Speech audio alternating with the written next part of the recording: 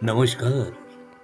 आप सभी का स्वागत है बातें पलवंत की के एक और प्रेरक एपिसोड में।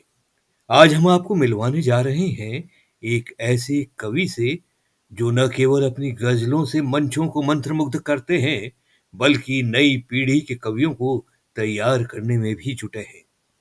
जी हाँ, हम बात कर रहे हैं जोधपुर के प्रसिद्ध कवि दिनेश सिंधल की। दिनेश सिंधल का साहित्यिक सफर और उनकी गजलें न केवल प्रेरक हैं बल्कि उन्होंने कई प्रतिभाओं को भी मंच प्रदान किया है। चलिए उनकी इस अद्भुत यात्रा और गजल लेखन की भावना के बारे में जानते हैं।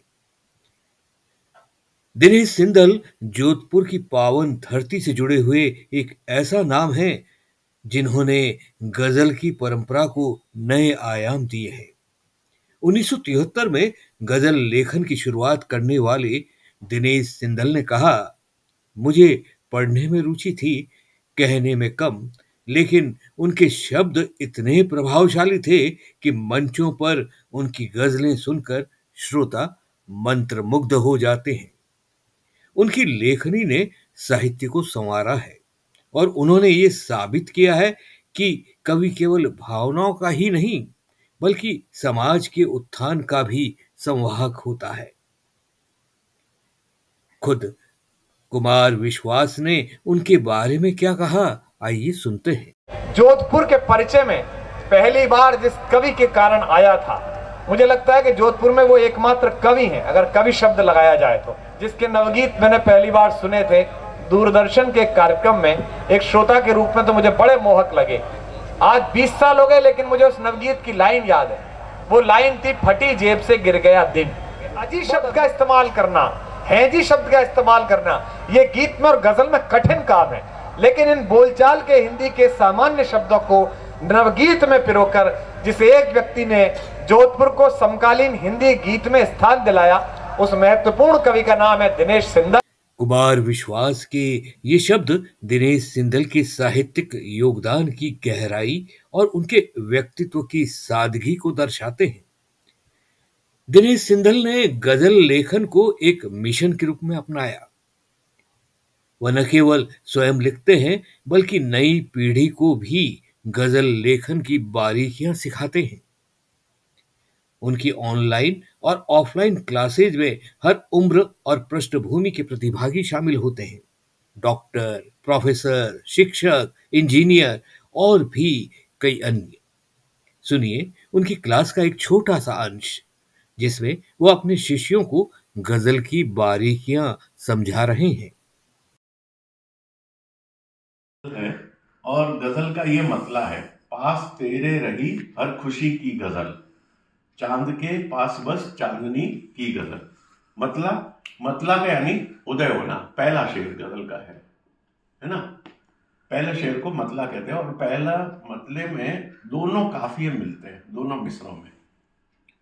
उसके बाद जो शेर होते हैं उसमें मिसराए सानी, देखिए उनका कहना है कि यहाँ शिक्षक और विद्यार्थी का नहीं बल्कि गुरु और शिष्य का संबंध बनता है। यह संबंध केवल गजल तक सीमित नहीं रहता बल्कि शिष्य के सर्वांगीण विकास का माध्यम बनता है। उनके कई शिष्यों ने बड़े मंचों पर अपनी पहचान बनाई है। विवेक पारीख, पूर्णिमा जायसवाल, दिलीप सिंह और मनीष गोस्वामी जैसे शिष्यों ने अपने अनुभव साझा करते हुए बताया कि दिनेश सिंधल ने उन्हें मंचों तक पहुंचाने में कितनी मदद। नमस्कार। आदरणीय दिनेश जी सिंधल सर के मार्गदर्शन के आगे नतमस्तक हूँ, जिन्होंने मेरी लेखनी को संवारा और शब्दों को नया विस्तार दिया। कहना चाहती हूँ कि जीवन के साहित्यिक आयाम से परिचित करवाया और सकारात्मकता की ऊर्जा दी। दो पंक्तियाँ कहना चाहती हूँ कि हमको पहला गीत सुनाया था किसने और अक्षर अक्षर ज्ञान सिखाया था किसने। कहने की जरूरत नहीं कि आदरणीय दिनेश जी सिंधल सर ने। उदात्तीकरण की परिभाषा बता रहा हूं मेरे आदरणीय गुरुदेव दिनेश सिंधल सर के शेर के द्वारा। जागती आंखों के थे सपने छुपाने में लगे, यानी हमको याद करके वो भुलाने में लगे। आपने पत्थर उछाले थे कभी मेरी तरफ, सारे पत्थर दोस्तों वो घर बनाने में लगे, सारे पत्थर दोस्तों वो घर बनाने में लगे।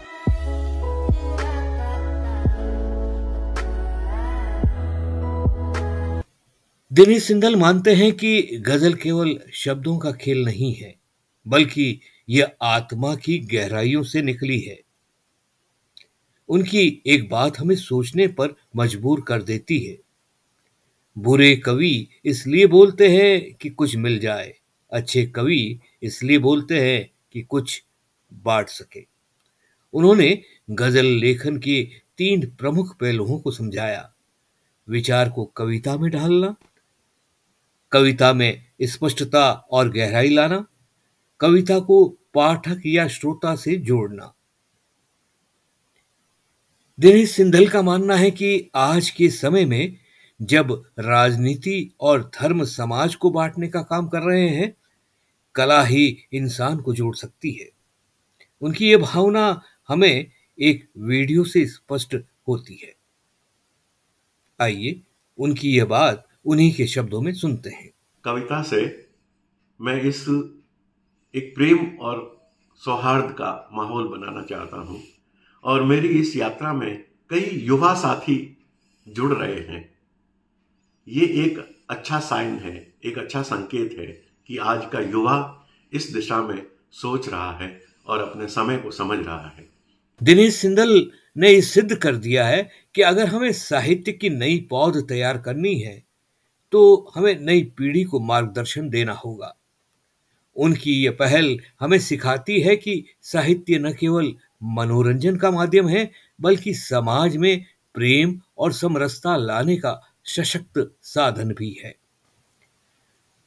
तो श्रोताओं, ये था आज के एपिसोड का खास विषय, दिनेश सिंघल जी की प्रेरक जीवन और गजल लेखन की उनकी अद्भुत यात्रा। अगर आप भी गजल लेखन की बारीकियों को सीखना चाहते हैं, तो उनकी ऑनलाइन या ऑफलाइन क्लासेज का हिस्सा बन सकते हैं। अगली बार फिर मिलेंगे एक और प्रेरक विषय के साथ। तब तक के लिए बातें बलवंत की सुनते रहिए और जुड़े रहिए। नमस्कार।